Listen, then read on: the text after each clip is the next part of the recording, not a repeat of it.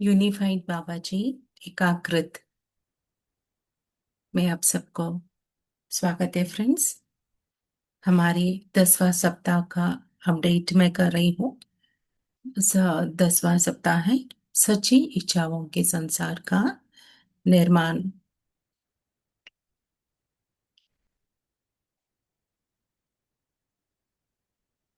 आप परमेश्वर के स्वरूप में बनाए गए हैं।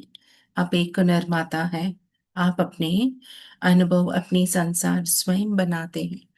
आपका यह संसार आपके विचारों से निर्मित होता है, चेतन और अवचेतन स्थिति से।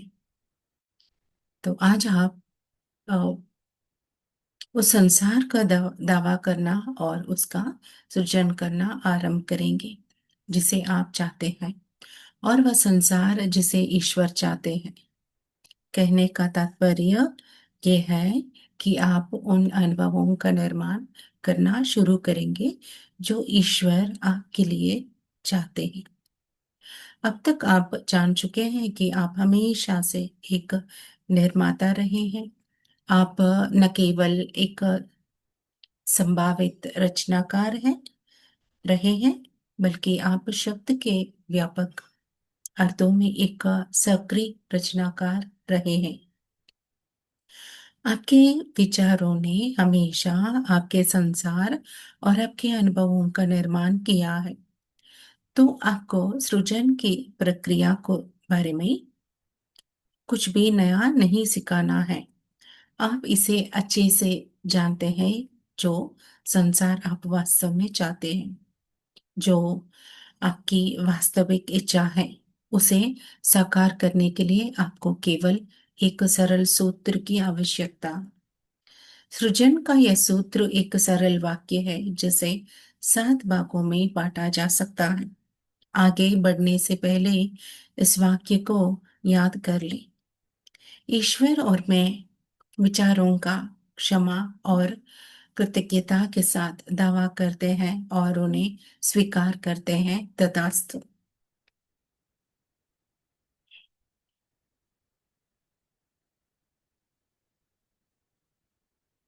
प्रत्येक शब्द सूत्र का एक महत्वपूर्ण हिस्सा है, और सभी भाग मिलकर आपको जो कुछ भी आप चाहते हैं उसे अनुभव करने के लिए एक अचूक माध्यम प्रदान करते हैं। तो अब तक इस पाठ्यक्रम का एक बड़ा हिस्सा आपको इस सृजन के सूत्र के लिए तैयार करने में था। इसमें क्या क्या शामिल किया जाना है वह तो आप पहले से ही जानते हैं। तो इस सप्ताह आप अपनी आत्म स्वीकृति का अनुभव पाने के लिए इस सृजन के सूत्र का अभ्यास करें। आत्म स्वीकृति इस पाठ्यक्रम का और वास्तव में पृथ्वी पर आपके जीवन का अंतिम उत्पाद, यानी एंड प्रोडक्ट, द रिजल्ट। तो इससे ऊर्जा, कोई विचार, कोई ऊंचा लक्ष्य, कोई शुद्ध इच्छा नहीं हो सकती है।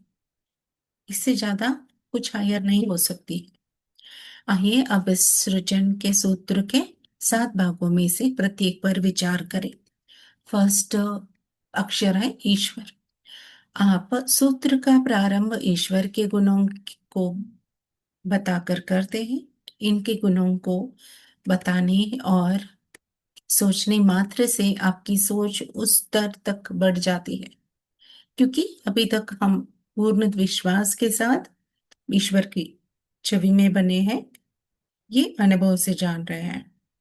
तो उस प्रक्रिया को महसूस करें और ईश्वर के गुणों के बारे में तब तक सोचते रहें जब तक आप स्पष्ट रूप से ईश्वर के प्रेम को महसूस ना कर ले। आप तय करें कि आप ईश्वर के किन गुणों के बारे में सोचना चाहते हैं।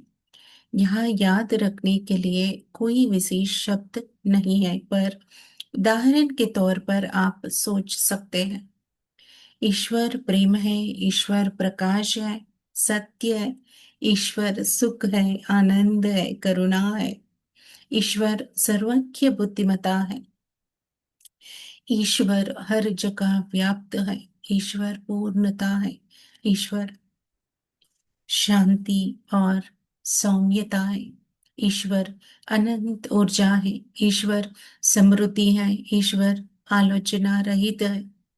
इस तरह की और भी सहस्त्रदल कमल खिले जितना गुण।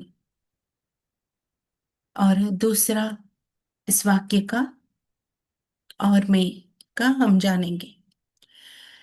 ईश्वर के प्रेम को अनुभव करने के बाद पहचान ले कि आप में भी वही गुण है। पहचाने कि आप ईश्वर की छवि में बने हैं, कि आप ईश्वर के साथ एक हैं और ईश्वर के गुण आपके हैं। ईश्वर के उन गुणों को दोहराए जिनके बारे में अपने सोचा, लेकिन अब उन्हें अपना समझकर दोहराइए।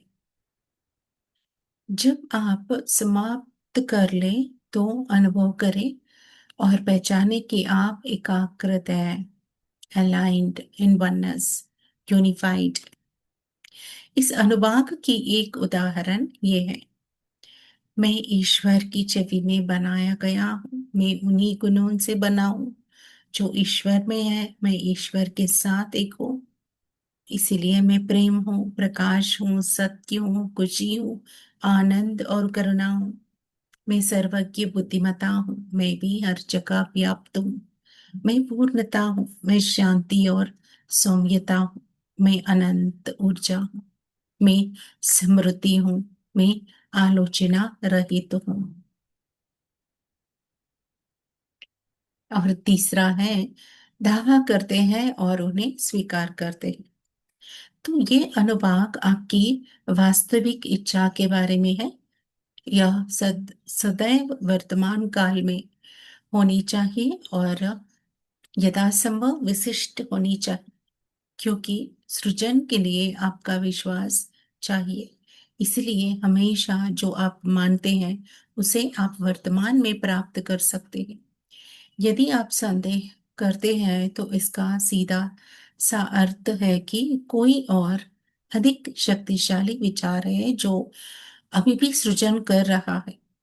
उदाहरण के लिए, यदि आप पक्षी की तरफ उड़ने का दावा करते हैं तो संभवतः आपको इस पर संदेह होगा। इतना प्रबल संदेह आपकी इच्छा के होते हुए भी आपको स्थिर बनाकर रखेगा। इसलिए आपको प्रारंभ में विश्वसनीय विचार करने की आवश्यकता है। तो यहाँ पर अर्थ ये है फ्रेंड्स, अगर हम पक्षी का जैसा उड़ना चाहें तब हम उड़ सकते हैं, क्योंकि ईश्वर की बनाए हुआ पक्षी उड़ सकते हैं, तो हम भी ईश्वर है, तो हम भी उड़ सकते हैं। मगर अभी हमारी स्थिति उस 100% में नहीं बदली है, तो शायद ही हम नहीं कर पाएंगे। इसके वजह से हमारे विश्वास भी नहीं होकर हम सृजन नहीं कर पाएंगे। तो इसलिए हम धीरे धीरे से अपने विश्वास के दायरों को हम एक 1%, 2%, 3% इस तरह से अपने आप को क्रिएट करते जाएंगे, विश्वास को बढ़ाते जाएंगे। तो आपको प्रारंभ में विश्वसनीय विचार करने की आवश्यकता है। धीरे धीरे आप जो मानते हैं उसका विस्तार होता है। फिर एक दिन आपको अनुभूति होती है कि कोई संदेह नहीं है और वस्तुत आप जो भी दवा करते हैं वह आपका अनुभव बन जाता है। आप अपनी उच्च श्वास से और आगे के पाठों में विशिष्ट इच्छाओं का दावा करने के बारे में और अधिक सीखेंगे। तो ये शुरुआत में हम छोटे छोटे प्रैक्टिसेस करें।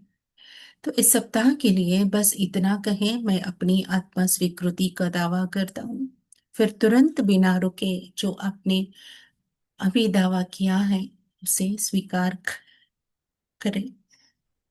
कहें, मैं अपनी आत्मा स्वीकृति को स्वीकार करता हूँ। तो सूत्र के इस भाग में दो सरल और लगभग समान वाक्य हैं। एक है मैं दावा करता हूँ और दूसरा है मैं इस बातों को स्वीकार करता हूँ। और 14 वाक्य हम सीखेंगे, वाक्य में विचारों का। यह अनुभव अनुभाग आपके उन विचारों से निपटने के लिए है जो आपके दावे में बाधा डालते हैं, जैसे कि आपने कुछ सप्ताह पहले किया था। आपने एक शांत अवधि में अपने उच्च श्वास से पूछा था कि कौन से विचार चेतना या अवचेतन इस इच्छा को प्रकट होने से रोक रहे हैं। तो इस सप्ताह हर दिन अपने उच्च श्वास से उन विचारों का ज्ञात देने के लिए कहें जो आपको आत्म स्वीकृति से दूर रखते हैं। यह भय या संदेह या क्रोध या गलत धारणाएं हो सकती हैं, या कुछ भी हो सकता है। एक बार जब आप उन विचारों को पहचान लेते हैं जो आत्म स्वीकृति के आपके दावे में बाधा डालते हैं, तो इन विचारों को सुधारें। कहें, मैं स्वयं को हील करता हूँ और इस विचार को मुक्त करता हूँ। विचार को मुक्त करने के बाद उसे सही विचारों से बदलें। मैं मैं कुरूप और निर्बल हूँ। इस विचार के स्थान पर मैं परिपूर्ण और सुंदर हूँ। जब आपके द्वारा ज्ञात सभी विशिष्ट विचार सुधार जाए, मुक्त हो जाए और प्रतिस्थापित यानी रिप्लेस हो जाए, तो इस अनुभव को इन शब्दों के साथ समाप्त करें। मैं अपने सभी ज्ञात या अज्ञात सचेत या अवचेतन विचारों को जो इस दावे में हस्तक्षेप करते हैं उन्हें सुधारता हूँ और मुक्त करता हूँ। मेरे विचार अब ईश्वर के विचारों के साथ एक है, उनके समान है और उनके अनुरूप है। क्षमा और यानी फिफ्थ वर्ड हम सीखेंगे इस खंड में। स्वयं को पूर्ण क्षमा की अवस्था में रखें। आपने इस पर बहुत अभ्यास किया है। जिस किसी के प्राप्ति प्रति आपको मन में द्वेष हो, उसे क्षमा कर दें। पहचाने कि आप क्षमा करते हैं क्योंकि आप जानते हैं कि ऐसी कोई चीज नहीं हो सकती है कि जिसके लिए क्षमा की आवश्यकता हो।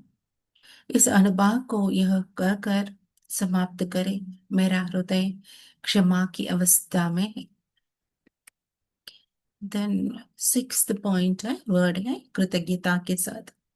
तो इस खंड में आपने जो दावा किया है उसके लिए बस ईश्वर को धन्यवाद दे। इस सप्ताह के सृजन के सूत्र के लिए कहे, मैं अपनी आत्मा स्वीकृति के लिए ईश्वर को धन्यवाद देता हूँ। फिर सातवां शब्द है तथास्तु। अब अपने दावे को छोड़ दें, यानी लीव द थॉट। बाण को अगर हम उठा के रखें कहीं पर फोकस करके, उस बाण को छोड़े तो ही उस मंजिल तक वो पहुंचेगी। हम उठाकर बाण को सेट करके रखें और उसको नहीं छोड़े तो उस मंजिल तक नहीं पहुंचती है। ठीक है, उसी तरह अपनी दावा को छोड़ दे। जान ले कि एक बार जब आपने किसी चीज का दावा कर लिया और सभी परस्पर विरोधी विचारों को छोड़ दिया, तो आपके पास वही है जो आपने दावा किया है, यानी you will see that happening in reality. तो इस अनुभव के अंतर्गत दावे की मुक्ति इस प्रकार हो सकती है। मैं इस दावे को ईश्वर और सृष्टि के प्राकृतिक नियमों पर छोड़ता हूँ। मेरा दावा अब पूरा हो गया है। यही प्राकृतिक नियम की प्रकृति है। तथास्तु। तो इस सप्ताह आपको दिन में 2 बार आत्म स्वीकृति के लिए यह सृजन का सूत्र कहना है।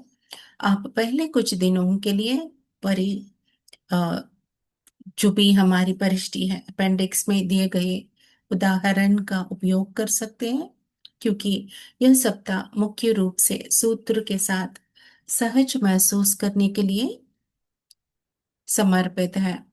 तो सृजन का यह सूत्र अब आपके मुख्य उपकरणों में से एक है। इसे तब तक बार बार कहें जब तक यह आपकी प्रकृति ही ना बन जाए और आप जान जाइए कि इस सूत्र के प्रत्येक अनुभाग में क्या शामिल है। आप इसे बिना पढ़े कहने में सक्षम हो जाए। अपने दैनिक शांत समय को उन विशिष्ट विचारों की प्राप्ति के लिए समर्पित करें जो आपको अपनी आत्म स्वीकृति से दूर रखते हैं। आप अपनी उच्च श्वास से इस विषय में जो प्राप्त करते हैं उसे अपने सृजन के सूत्र में शामिल कर लें। इस तरह आप पूरा हफ्ता में बातों को प्रैक्टिस करिए फ्रेंड्स, और एक पॉइंट भी याद रखिए कि हम जो भी ये प्रैक्टिस कर रहे हैं, लास्ट में हमारी क्वाइट पीरियड सुबह और रात्रि में इस प्रेम, दिव्य प्रेम का जो अनुभव है, उच्च श्वास से जो हमको मिल रही है, हम भीतर भी जागरूक हो रहे हैं, उसे सब तक पहुंचाने का, यानी जिसको भी आप पसंद करते हो, बेचना चाहते हो, उन्हें उस प्रेम को भेजिए। और उनका, और किसी को भी, व्यक्ति संगठन को भी बेच सकते हैं, सामूहिक रूप में भी बेच सकते हैं। और ये दिन भर आपको किस तरह की इस सत्य के प्रति जो भी आपको थॉट्स फीलिंग्स आ रहे हैं, उस रिफ्लेक्शंस को रखिए। अब बाहर ट्रैवलिंग के समय और बच्चों के साथ खेल रहे हैं, खाना बना रहे हैं, आपके ऑफिस में, हर पल अपने आप को इन सभी बातों को आत्म स्वीकृति के साथ, प्रेम के साथ और सत्य के साथ जुड़े रहिए। और हमेशा इस प्रेम को प्रसरित करते रहिए, और उस भगवान का जो दिव्य सत्य है, डिवाइन प्लान जो है, हमारे माध्यम से प्रसरित होता हुआ माध्यम बनने की अपनी तैयारी कीजिए। Thank you friends.